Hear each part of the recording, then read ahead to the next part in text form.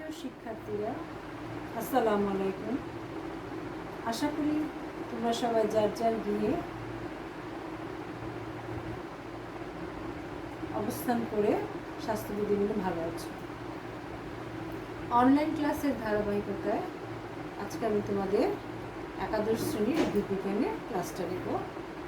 এর আগে আমরা জৈব প্রযুক্তি শুরু করেছিলাম। জৈব প্রযুক্তির ভেতরে বা জীব প্রযুক্তির চ্যাপ্টারটা একাদশ অধ্যায়ে টিস্যু কালচার শেষ করেছি। টিস্যু কালচার শেষ করে আমরা রিকম্বিনেন্ট ডিএনএ টেকনোলজিটা সংজ্ঞা, জেনেটিক ইঞ্জিনিয়ারিং কি, রিকম্বিনেন্ট ডিএনএ কি, প্লাজমিড কি, রেস্ট্রিকশন ইঞ্জিন হালকা করে তোমাদের পড়িয়েছিলাম। তবে আজকে আমরা রিকম্বিনেন্ট ডিএনএ টেকনোলজির ধাপসমূহ মোটামুটি পড়াবো। তবে সংজ্ঞাগুলো আমি আবারও তোমাদের আজকে একটু আলোচনা করে দেব। আশা করি তোমরা টিস্যু কালচারটা খুব ভালো করে পড়েছো। আগেই সেদিন বলেছিলাম যে টিস্যু কালচার থেকে কিন্তু টিস্যু কালচার প্রক্রিয়ার ধাপগুলো, গুরুত্বটা রচনামূলক হিসেবে গ কিংবা ঘতে আসে। আর রিকম্বিনেন্ট ডিএনএ টেকনোলজিও কিন্তু রচনামূলক হিসেবে আসে গ কিংবা ঘতে। আজকে আমি ধাপগুলো যে পড়াবো, তোমরা সবাই হাসান স্যারের বইটা কাছে রাখো। আমরা এখনই মূল লেকচারে ফিরে যাব। তার আগে সংজ্ঞাগুলো আমি আবার একটু আলোচনা করে দিতে চাই। প্রথমে আমরা জেনেটিক ইঞ্জিনিয়ারিংটা কি আবার একটু আলোচনা করব। তোমাদের বলেছিলাম যে একটু করে দেখে দেখো, তারপরেও সংজ্ঞাটা ভালো করে আবার বুঝে নাও যে জেনেটিক ইঞ্জিনিয়ারিংটা কি। আজকে সংজ্ঞাটা আমি বলছি, খেয়াল করো সবাই। জেনেটিক ইঞ্জিনিয়ারিং জীববিজ্ঞানের একটি নবীনতম ও প্রয়োগমুখী শাখা। এর মূল লক্ষ্য কোনো কাঙ্ক্ষিত জিন স্থানান্তরের মাধ্যমে উন্নত মানের নতুন প্রকরণ সৃষ্টি করা। কোনো জীবকোষ থেকে কোনো সুনির্দিষ্ট জিন নিয়ে অন্য কোনো জীবকোষে স্থাপন ও কর্মক্ষম করা বা নতুন বৈশিষ্ট্য সৃষ্টির জন্য কোনো জীবের ডিএনএতে পরিবর্তন ঘটানোকে জেনেটিক ইঞ্জিনিয়ারিং বা জিন প্রকৌশল বলা হয়ে থাকে।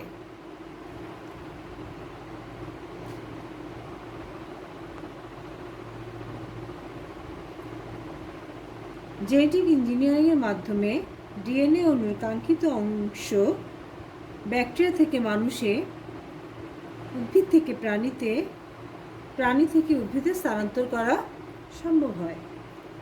এই ধরনের জীবকে বলা হয় জিএমও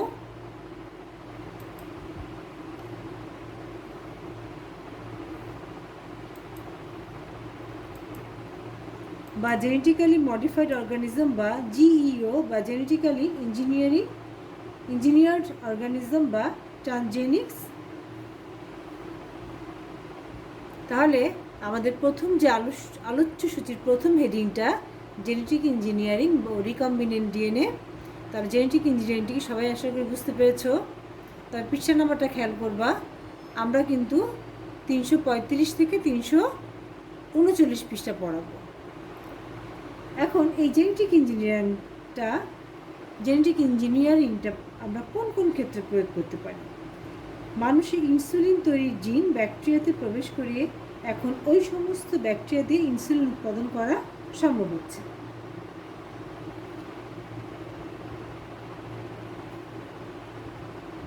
একটি জীবকোষ থেকে কোনো কাঙ্ক্ষিত ডিএনএ অংশ রেস্ট্রিকশন এনজাইমের মাধ্যমে বা রেস্ট্রিকশন এনজাইমের সাহায্যে কেটে নিয়ে অন্য জীবের কোষের ডিএনএর সাথে সংযুক্ত করার ফলে যে নতুন ডিএনএ উৎপন্ন করা হয় তাকে রিকম্বিনেন্ট ডিএনএ বলে। তাহলে রিকম্বিনেন্ট ডিএনএ প্রযুক্তি কি সেটা বুঝতে পেরেছো সবাই? তাহলে প্রথম কি গেল, জেনেটিক ইঞ্জিনিয়ারিং ও রিকম্বিনেন্ট ডিএনএ প্রযুক্তি কি। এটা আমি আরেকটু সহজভাবে বলে দিচ্ছি। জেনেটিক ইঞ্জিনিয়ারিংয়ের জন্য যে প্রযুক্তি বা টেকনোলজি প্রয়োগ করা হয় তাকে বলা হয় রিকম্বিনেন্ট ডিএনএ টেকনোলজি। এখন এই রিকম্বিনেন্ট ডিএনএ টেকনোলজি বা প্রযুক্তির সংক্ষিপ্ত বর্ণনা এখন তোমাদের আমি বলবো, যেটা 2 নম্বর। একটু খেয়াল করো সবাই। জিন প্রকৌশলগত যে প্রযুক্তির মাধ্যমে কোনো জীবের ডিএনএতে কাঙ্ক্ষিত গাঠনিক পরিবর্তন আনা যায় তাকে রিকম্বিনেন্ট ডিএনএ প্রযুক্তি বলে। এই প্রযুক্তির প্রয়োগে কোনো সুনির্দিষ্ট জিনসহ ডিএনএ অণুর অংশকে কোষের বাইরে ছেদন করে ব্যাকটেরিয়ার প্লাজমিক ডিএনএতে প্রতিস্থাপন করা হয়। এভাবে গঠিত নতুন জিন ব্যাকটেরিয়ার মাধ্যমে সংখ্যায় বৃদ্ধি করা হয়। একে জিন ক্লোনিং বলা হয়। একে কি বলা হয়? জিন ক্লোনিং বলা হয়। তাহলে এখন দেখো দুইটা জিনিস আমাদের খুব ডিটেলস জানতে হবে। একটা হচ্ছে প্লাজমিড কি, আর একটা হচ্ছে রেস্ট্রিকশন এনজাইম কি। তাহলে এই রিকম্বিনেন্ট ডিএনএ প্রযুক্তির মাধ্যমে আমাদের যে প্রযুক্তি, তার মাধ্যমে কীভাবে সংখ্যা বৃদ্ধি করে হচ্ছে, তার ফলে আমরা পেলাম যে জিনগুলো পাচ্ছি ব্যাকটেরিয়ার মাধ্যমে সংখ্যা বৃদ্ধি করছে, সেটা হচ্ছে জিন ক্লোনিং। রিকম্বিনেন্ট ডিএনএ প্রযুক্তি জীববিজ্ঞানের কিন্তু একটি নতুন শাখা এবং 1970 দশকের মাঝামাঝি সময়ে এর শুরু, কিন্তু ইতোমধ্যেই মানব সমাজ কী করেছে, এর থেকে লাভবান হতে শুরু করেছে।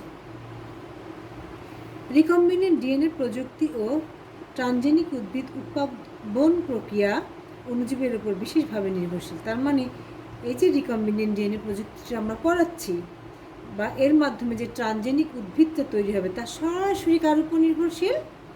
অণুজীবের উপর নির্ভরশীল। উল্লেখিত অণুজীব সমূহের মধ্যে ইকোলাই, অ্যাগ্রোব্যাকটেরিয়াম টিমিফেসিয়েন্স প্রভৃতি ব্যাকটেরিয়া ব্যাপকভাবে ব্যবহৃত হচ্ছে। এসব ব্যাকটেরিয়ার একটি বিশেষ বৈশিষ্ট্য হলো এদের কোষে মূল ক্রোমোজোম ছাড়াও ছোট একটি বৃত্তাকার ডিএনএ অণু থাকে। একে বলা হয় প্লাজমিড। একে কি বলা হয়? প্লাজমিড। প্লাজমিডের মাধ্যমে নতুন জিনের সন্নিবেশন ও সন্নিবেশিত জিনকে অন্য জীবে স্থানান্তর করা যায়। তাহলে এখন সরাসরি প্লাজমিডের সংজ্ঞাটা আমরা কি বলতে পারি? সরাসরি আমরা প্লাজমিডের সংজ্ঞাটায় চলে যাই। দেখো একটা নিচেই দেখো প্লাজমিডের সংজ্ঞার নিচেই দেখো একটা চিত্র আঁকা আছে, সেটা হচ্ছে ব্যাকটেরিয়ার চিত্র। ব্যাকটেরিয়াটার নাম কি? অ্যাগ্রোব্যাকটেরিয়াম টিমিফেসিয়েন্স। এখন এখানে কি কি দাগ দেওয়া আছে দেখো। পুরো একটা ব্যাকটেরিয়া অ্যাগ্রোব্যাকটেরিয়াম টিমিফেসিয়েন্স, এখানে কিছু মূল ক্রোমোজোম আছে, তার নাম হচ্ছে ব্যাকটেরিয়াল ক্রোমোজোম। এছাড়া গোলাকার একটা ছোট্ট অংশ আছে যার নাম প্লাজমিড চিহ্নিত করা আছে। তাহলে প্লাজমিডের সংখ্যাটা আমরা কীভাবে বলতে পারি? ব্যাকটেরিয়ার সাইটোপ্লাজমে মূল ক্রোমোজোম ছাড়াও, তাহলে দেখো মূল ক্রোমোজোম ছাড়াও যে বৃত্তাকার দ্বিসূত্রক ডিএনএ অণু থাকে তাকে প্লাজমিড বলে। আশা করি চিত্রটা দেখে তোমাদের প্লাজমিডের সংজ্ঞাটা এখন একদম স্পষ্ট। তার মানে অ্যাগ্রোব্যাকটেরিয়াম টিমিফেসিয়েন্স যে ব্যাকটেরিয়াটা আমরা এঁকেছি, তার মূল ক্রোমোজোম ছাড়াও কি আছে? বৃত্তাকার দ্বিসূত্রক একটা ডিএনএ অণু আছে, সেই ডিএনএ অণুকে বলা হয় প্লাজমিড। তাহলে প্লাজমিডের সংজ্ঞাটা আশা করি বুঝতে পেরেছো। লিডারবার্গ ইকোলাই ব্যাকটেরিয়ায় কোষে সর্বপ্রথম প্লাজমিডের সন্ধান পান। প্লাজমিডের ডিএনএ অণু স্বাধীনভাবে কী করতে পারে? এই অণুটা অনুলিপন করতে পারে। তাহলে মূল ক্রোমোজোমের বাইরে একটি অতিরিক্ত ও ক্ষুদ্রাকার ডিএনএ ক্রোমোজোম হিসেবে অধিকাংশ ব্যাকটেরিয়াতে প্লাজমিড কী করে? অবস্থিত থাকে। এদের সংখ্যা প্রতি কোষে 1 থেকে 1000 পর্যন্ত হতে পারে। তাহলে প্লাজমিডের সংখ্যাটা আশা করি সবাই বুঝতে পেরেছ। এখন আমরা প্লাজমিডের বৈশিষ্ট্যগুলোতে চলে যাব। বৈশিষ্ট্যগুলো একটু খেয়াল করো, কী কী বৈশিষ্ট্য এই প্লাজমিডের মধ্যে আছে। প্লাজমিড কি থাকে? বৃত্তাকার দ্বিসূত্রক ডিএনএ অণু। প্লাজমিড কি? বৃত্তাকার দ্বিসূত্রক ডিএনএ অণু। এর আণবিক ভর প্রায় 10⁶ থেকে 200 এবং 10⁶ ডাল্টন। প্লাজমিড অল্প সংখ্যক জিন ধারণ করতে পারে। প্লাজমিড কি করতে পারে? অল্প সংখ্যক জিন ধারণ করতে পারে। 4 নম্বর কি? রেস্ট্রিকশন এনজাইম দ্বারা আদর্শ প্লাজমিডের নির্দিষ্ট স্থানগুলো কেটে ফেলা যায়। রেস্ট্রিকশন এনজাইমটা আমি বুঝাই দিব। তার রেস্ট্রিকশন এনজাইম দ্বারা আদর্শ প্লাজমিডের নির্দিষ্ট স্থানগুলো কেটে ফেলা যায়।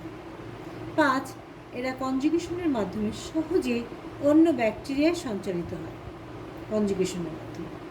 6,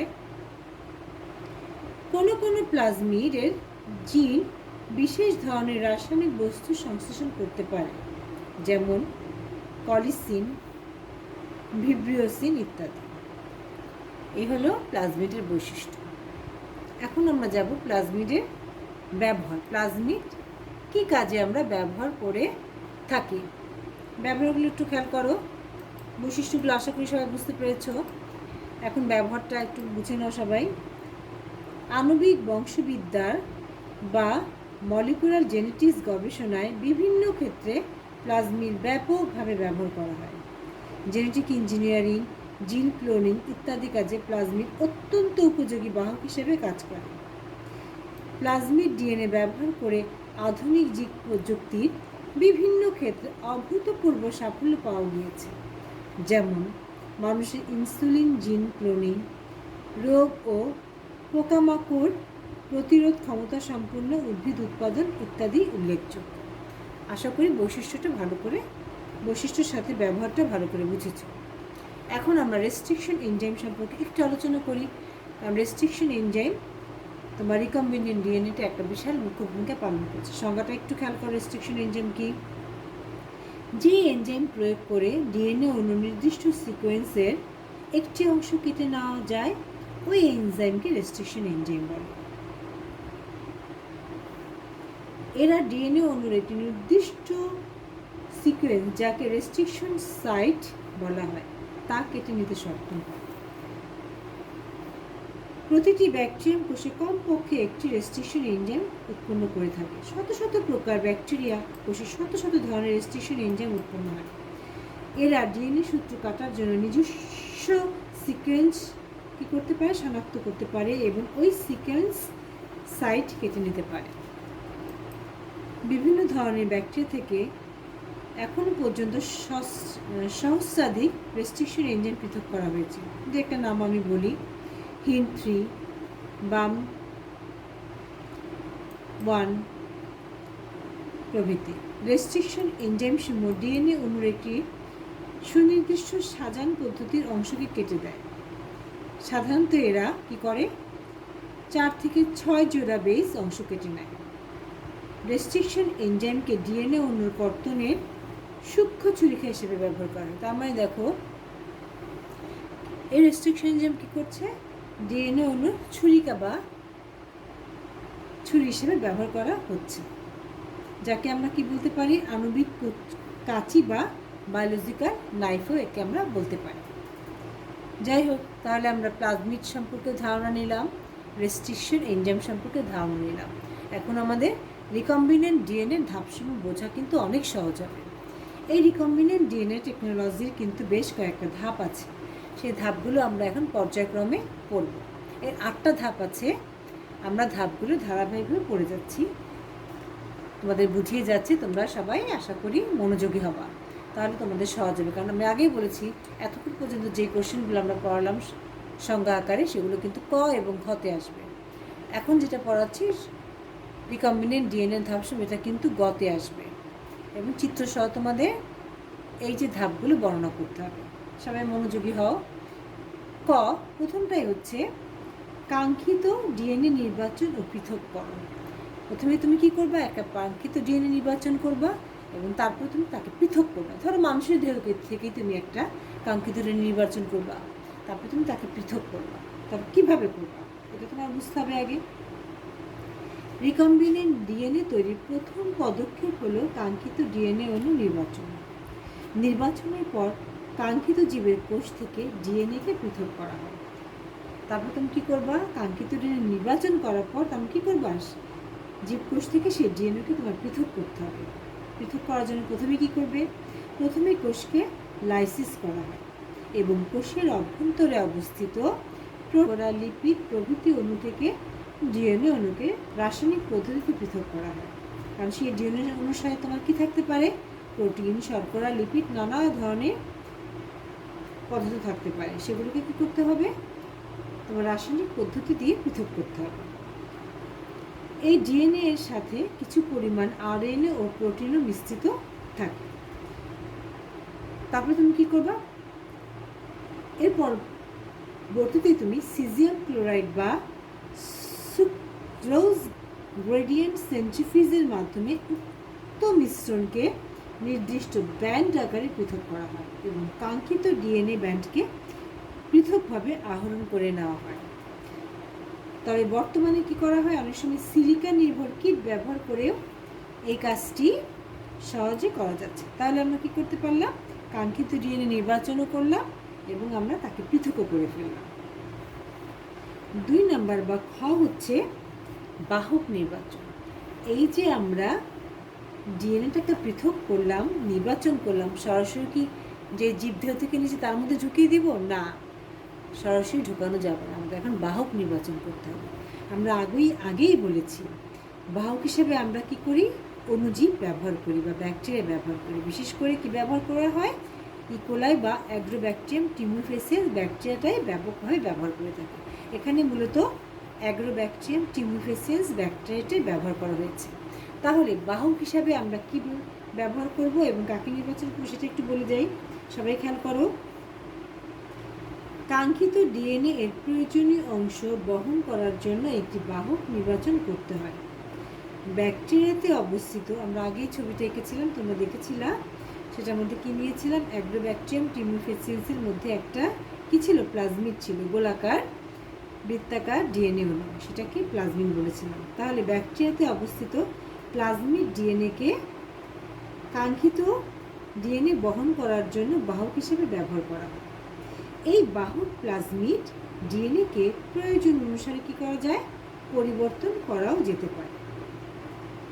সবাই বুঝতে পেরেছো? তাহলে আমরা বাহক হিসেবে কাকে নির্বাচন করলাম, অ্যাগ্রোব্যাকটেরিয়াম টিমিফেসিয়াসের কাকে, প্লাজমিডকে। প্রয়োজন অনুসারে একে আমরা পরিবর্তনও করতে পারব। তাহলে বাহক নির্বাচন করে ফেললাম। এখন 3 নাম্বার বা গ হচ্ছে কাঙ্ক্ষিত ডিএনএকে নির্দিষ্ট স্থানে ছেদন। এই যে আমরা কাঙ্ক্ষিত ডিএনএ নির্বাচন করলাম, পৃথক করলাম, এখন আমাদের কি করতে হবে, নির্দিষ্ট স্থানে ছেদন করতে হবে। ছেদনটা কিভাবে করব, খেয়াল করো, সুনির্দিষ্ট রেস্ট্রিকশন এনজাইম। এই জন্য রেস্ট্রিকশন এনজাইমের সংজ্ঞাটা কিন্তু তোমাদের আগে আমি ক্লিয়ার করে নিয়েছি। এটাকে কিন্তু ডিএনএ কাটার ছুরিকা বলা হয়ে থাকে। তাহলে সুনির্দিষ্ট রেস্ট্রিকশন এনজাইম প্রয়োগ করে আমরা কি করি, কাঙ্ক্ষিত ডিএনএ এর নির্দিষ্ট অংশ কি করব, খণ্ডন করে নেব। একই এনজাইম প্রয়োগ করে আমরা কি করব, বাহক ডিএনএরও নির্দিষ্ট অংশ কি করব, ছেদন করে নেব। তাহলে আমি আবার বলছি, সুনির্দিষ্ট এনজাইম প্রয়োগ করে আমরা প্রথমে কি করব, কাঙ্ক্ষিত ডিএনএ নির্দিষ্ট অংশ খণ্ড করব। ঠিক একইভাবে একই এনজাইম প্রয়োগ করে বাহক ডিএনএতেও নির্দিষ্ট অংশ আমরা কি করব, ছেদন করে নেব। ছোট বড় করা যাবে না, ছোট বড় করলে কিন্তু আমরা কি করতে পারবো না, কাঙ্ক্ষিত ডিএনএকে সেই নির্দিষ্ট স্থানে আর স্থাপন করতে পারবো না। তাহলে আমরা কি করলাম, প্রথমে কাঙ্ক্ষিত ডিএনএ নির্দিষ্ট স্থান ছেদন করলাম, খণ্ড করলাম, তারপরে আমরা একই এনজাইম প্রয়োগ করে বাহক ডিএনএরও নির্দিষ্ট অংশ ছেদন করে নিলাম। এরপরে যাও ঘ হচ্ছে, আচ্ছা ঘটা বোঝানোর আগে আমি চিত্রটা দিয়ে তোমাদের একটু সহজ করে দিই, তাহলে আরও বোঝা তোমাদের সহজ হবে। দেখো ডান দিক আর বাম দিক দেখো, আমি ডান দিকে একটা মানুষকে রেখেছি, মানুষের ছবি, বাঁ দিকে একটা ব্যাকটেরিয়ার ছবি। ব্যাকটেরিয়া থেকে প্লাজমিডটাকে আমরা কি করব, রেস্ট্রিকশন এনজাইমের মাধ্যমে নির্দিষ্ট অংশ ছেদন করে নিলাম। আর এদিক থেকে মানুষের থেকে আমরা কি নিয়েছি, ডিএনএ, কাঙ্ক্ষিত ডিএনএ নিয়েছি। ওই কাঙ্ক্ষিত ডিএনএ আমরা কীভাবে ছেদন করেছি, রেস্ট্রিকশন এনজাইমের মাধ্যমে ছেদন করে নিয়েছি। প্রক্রিয়াটা কিন্তু আগে বলা হয়েছে। এরপরে আমরা কি করলাম, দেখো ব্যাকটেরিয়ার যে অংশ আমরা রেস্ট্রিকশন এনজাইমের মাধ্যমে প্লাজমিডের অংশ ছেদন করেছি, এরপরে যে মানুষের থেকে যে ডিএনএ অংশ রেস্ট্রিকশন এনজাইমের মাধ্যমে ছেদন করেছি, এখন প্লাজমিড ডিএনএর ভেতরে লাইগেজ এনজাইম দিয়ে কী করব, মানুষের ডিএনএর অংশটাকে ঢুকিয়ে দিয়ে আমরা কি করব, তাহলে কি হলো, রিকম্বিনেন্ট ডিএনএ তৈরি হয়ে গেল। তার মানে কাঙ্ক্ষিত ডিএনএটাই এখন রিকম্বিনেন্ট ডিএনএ হিসাবে কোথায় আছে, প্লাজমিড ডিএনএর ভেতর। তাহলে রিকম্বিনেন্ট ডিএনএ কি বহন করছে, প্লাজমিড ডিএনএ প্লাস মানব ডিএনএর অংশ।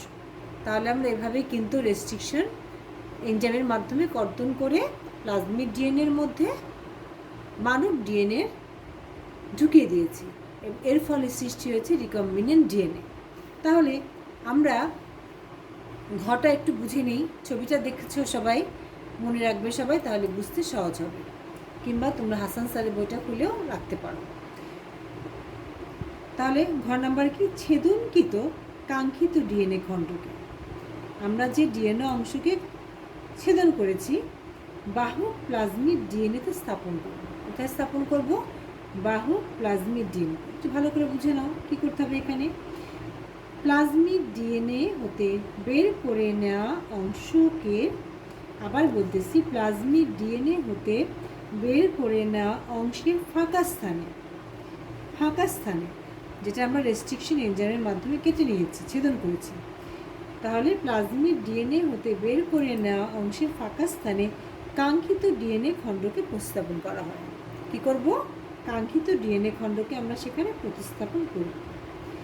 ডিএনএ লাইগেজ এনজাইম ব্যবহার করে কী করব? আমরা কাঙ্ক্ষিত ডিএনএ খণ্ডকে প্লাজমিড ডিএনএর সাথে সংযুক্ত করা হয়। এখানে কিন্তু লাইগেজ এনজাইম কী হিসেবে কাজ করবে? আঠার কাজ করবে। কী কাজ করবে? আঠার কাজ।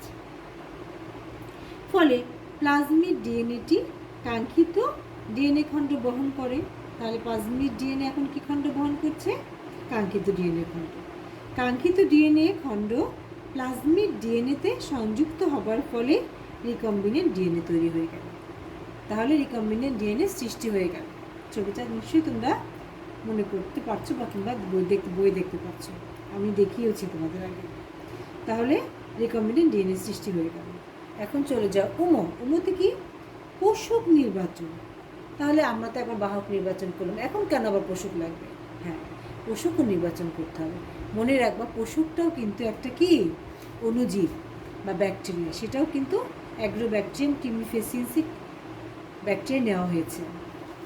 তাহলে পোষক নির্বাচন করব ও রিকম্বিনেন্ট প্লাজমিড ডিএনএ পোষক দেহে প্রবেশ করানো। তাহলে প্রথমে আমরা যে পোষকটা নিয়ে আমরা কোথায় ঢোকাবো তাকে? আবার পোষক দেহে প্রবেশ করানো। পোষক দেহটাও কিন্তু একটা ব্যাকটেরিয়া। তাহলে একটু বুঝে নাও এটা কীভাবে করব। রিকম্বিনেন্ট ডিএনএ অণুকে পরে কোনো পোষক ব্যাকটেরিয়ামে প্রবেশ করানো হয়। এটাও একটা ব্যাকটেরিয়া, এটাও অ্যাগ্রোব্যাকটেরিয়াম টিমিফেসিয়েন্স ব্যাকটেরিয়া নেওয়া হয়। স্বাভাবিক অবস্থায় ব্যাকটেরিয়া কী করে? অন্য প্লাজমিড গ্রহণ করে না। এই যে আমরা পোষক দেহটা নিলাম, একটা ব্যাকটেরিয়া নিলাম, ওরা কী করতে চায় না? অন্য একটা প্লাজমিড গ্রহণ করতে চায় না, কারণ তার নিজস্ব একটা কী থাকে? প্লাজমিড থাকে। তাহলে কিন্তু আমাদের কী করতে হবে? পোষক দেহের ভেতরে আমাদের প্লাজমিড ডিএনএটাকে রিকম্বিনেন্ট ডিএনএ যে বহন করতেছে তাকে কিন্তু প্রবেশ করাতে হবে। তাহলে কীভাবে করতে হবে? ক্যালসিয়াম সমৃদ্ধ করে হিট শকের মাধ্যমে বা তাপ প্রদাহ সহ বিশেষ পরিবেশ সৃষ্টি করে প্লাজমিড গ্রহণ করাতে হবে। তাহলে সে কি করবে? আরেকটা প্লাজমিড গ্রহণ করবে হিট শক দিলে, ক্যালসিয়াম সমৃদ্ধ করে। প্লাজমিড গ্রহণ করলে ওই ব্যাকটেরিয়ামকে, যখনই সে প্লাজমিড গ্রহণ করবে তখনই ওই ব্যাকটেরিয়ামকে আমরা কি বলবো? ট্রান্সফর্ম ব্যাকটেরিয়াম বলবো। কি বলবো আমরা? ওই ব্যাকটেরিয়াকে ট্রান্সফর্ম ব্যাকটেরিয়া বলবো। পরবর্তীতে ট্রান্সফর্ম ব্যাকটেরিয়ার সংখ্যা বৃদ্ধির সাথে সাথে রিকম্বিনেন্ট প্লাজমিডটিও সংখ্যা বৃদ্ধি করে বলে একে ক্লোনিংও বলা হয়ে থাকে। খেয়াল করো, আমরা কিন্তু ক্লোনিংয়ের সংখ্যাটা প্রথমে তোমাদের এই জন্য বলে নিচ্ছি যাতে তোমাদের ক্লোনিংটা বুঝতে সুবিধা হয়। আবার বলতেছি এখানে, পরবর্তীতে ট্রান্সফর্ম ব্যাকটেরিয়ার সংখ্যা বৃদ্ধির সাথে সাথে এই যে ট্রান্সফর্ম যে প্লাজমিডটা গ্রহণ করলো নতুন, তার সংখ্যা বৃদ্ধির সাথে সাথে রিকম্বিনেন্ট প্লাজমিডটাও যেটা ঢুকানো হয়েছে, সেই রিকম্বিনেন্ট প্লাজমিডটিও কী করে? সংখ্যা বৃদ্ধি করে বলে একে কী করা হচ্ছে? ক্লোনিংও বলা হয়ে থাকে। তা আশা করি তোমরা 2 নম্বর পয়েন্টটা সবাই বুঝতে পেরেছ। এখন আমরা 4 নম্বর পয়েন্টে চলে যাই। 4 নম্বর কি? রিকম্বিনেন্ট ডিএনএর মূল্যায়ন। এই যে তুমি রিকম্বিনেন্ট ডিএনএ তৈরি করলা, তারপরে তাকে তুমি আবার পোষক দেহে ঢুকিয়ে দিলা, এখন আসলেই কি রিকম্বিনেন্ট ডিএনএ হয়েছে আমি যে বৈশিষ্ট্য চেয়েছি তার তো অবশ্যই মূল্যায়ন করতে হবে, নাহলে তো আমাদের প্রক্রিয়াটাই কী হবে, ঠিক হবে না। তাহলে অবশ্যই মূল্যায়ন করতে হবে। মূল্যায়নটা আমরা কীভাবে করবো? তাহলে 4 নম্বরটা একটু সবাই বুঝে নাও। সবাই, সাধারণত রিকম্বিনেন্ট ডিএনএ প্রস্তুত করা কাজটি সফল হয়েছে কিনা তা প্রমাণ করার জন্য প্রাথমিকভাবে পরীক্ষা করে দেখা হয়। রিকম্বিনেন্ট ডিএনএ যুক্ত ওই ব্যাকটেরিয়াম অ্যাগার মিডিয়ামে জন্মিয়ে সংখ্যা বৃদ্ধি করা হয়। কি মিডিয়ামে? মিডিয়াম কি তা তো আমরা সবাই এখন জানি না। টিস্যু কালচারের মধ্যে আমরা সবাই দেখেছি কীভাবে মিডিয়াম প্রস্তুত করা হয়। সেটাকে আমরা কোথায় দিব? অ্যাগার মিডিয়ামে জন্মিয়ে সংখ্যা বৃদ্ধি করা হয়। এই ক্ষেত্রে পোষক ব্যাকটেরিয়া রিকম্বিনেন্ট প্লাজমিড বহন করছে কিনা। পোষক ব্যাকটেরিয়া, খেয়াল করো, যেটা তোমার কী হয়েছে, আমরা রিকম্বিনেন্ট প্লাজমিডটাকে কিন্তু আমরা পোষক ব্যাকটেরিয়ার মধ্যে ঢুকিয়ে দিয়েছিলাম। এক্ষেত্রে তাহলে পোষক ব্যাকটেরিয়া রিকম্বিনেন্ট প্লাজমিড বহন করছে কিনা তা শনাক্ত করার জন্য অ্যাগার মিডিয়ামে কী করি আমরা? নির্দিষ্ট অ্যান্টিবায়োটিক ব্যবহার করা হয়, কারণ বাহক প্লাজমিডে ওই অ্যান্টিবায়োটিকের রেজিস্ট্যান্স জিন রয়েছে। তাহলে বুঝতে পেরেছ, এখানে অ্যান্টিবায়োটিক ব্যবহার করতেই হবে। এখন আরেকটু ছোট একটু কথা বলে নিই। এই রিকম্বিনেন্ট ডিএনএ কাঙ্ক্ষিত জিন বহন করছে কিনা তা শনাক্ত করা আমরা কীভাবে বলি? এই জন্য একটা প্রক্রিয়ার কথা ছোট্ট করে বলি, একটা প্রক্রিয়ার কথাই বলি, এখানে কিন্তু প্রক্রিয়ার কথা বলবো না। জেনেটিক প্রোব, জেনেটিক প্রোবের মাধ্যমে এটা বেশি করা হয়।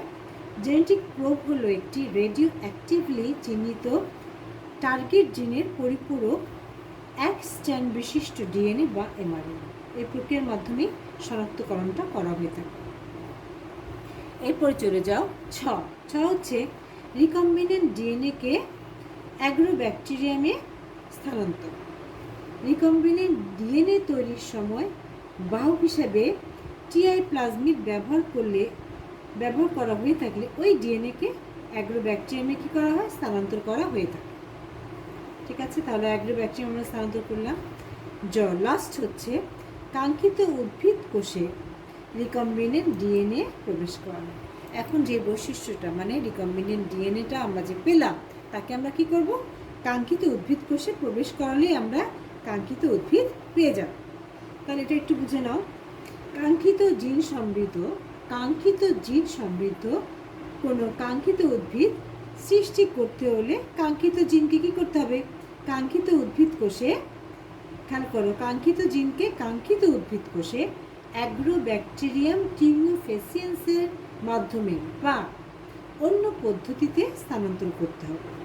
এবং পরে, এই যে দেখো, এই প্রক্রিয়াটা আবার লাগবে, পরে টিস্যু কালচার প্রক্রিয়ায় ওই কোষ থেকে নতুন ও কাঙ্ক্ষিত জিন সহ নতুন প্রকৃতির উদ্ভিদ সৃষ্টি করা হয় এবং সংখ্যা বৃদ্ধি করা হয়। এইরূপ উদ্ভিদকে ট্রান্সজেনিক উদ্ভিদ বলা হয়।